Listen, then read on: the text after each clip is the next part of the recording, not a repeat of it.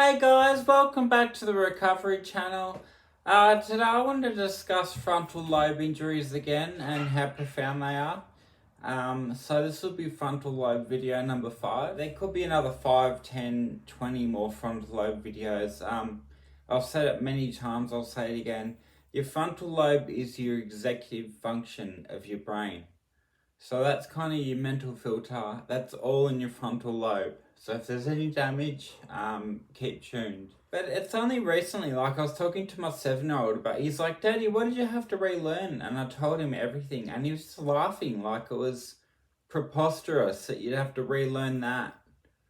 I'm like he's like, what do you mean? I'm like, how about I gave him an example, talking to a girl at a shop. I had to relearn how to do that, and he understood, but he just thought that there's this premise or proclivity that people believe there's some things you don't have to learn twice.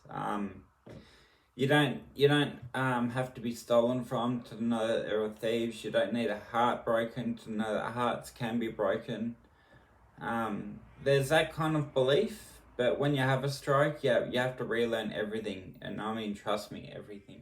During the recovery process, if you have some frontal lobe injury, and remember, I have very little frontal lobe injury, but it's made a profound impact on my life and my behaviour. So it's made a big impact. Very little frontal lobe injury. As I said, if you do have a frontal lobe injury and you're progressing through stroke recovery, it's always like one step forward, 2 or 3 steps back. Like I secured a job, got my license back, and then within 2 days had a seizure, got my license taken off me, lost the job. So 1 step forward, 2 steps back, and it's like, how many corners do I have to turn? How many times do I have to learn? It's almost like that's the best way that I can describe it. How many times do I have to learn? Because with stroke victims, you'll find repeated behaviour, inhibition problems, and a lot of repeated behaviour that can, if like I watch my behaviour and my partner watches it very closely, she gives me feedback daily on my behaviour, and I require that. Even at 7.5, 8 years post-stroke, I still require daily feedback on my behaviour. And that's completely normal. I haven't reached the 10-year mark, so I haven't reached what they call peak recovery. We'll see about that, but yeah. So remembering stroke, and particularly frontal lobe, is an invisible injury.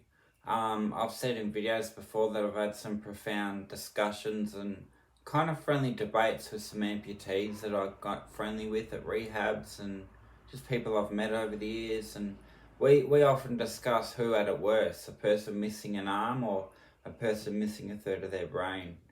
And it was just a really interesting topic to talk about with somebody who's lived without an arm for over 30 years.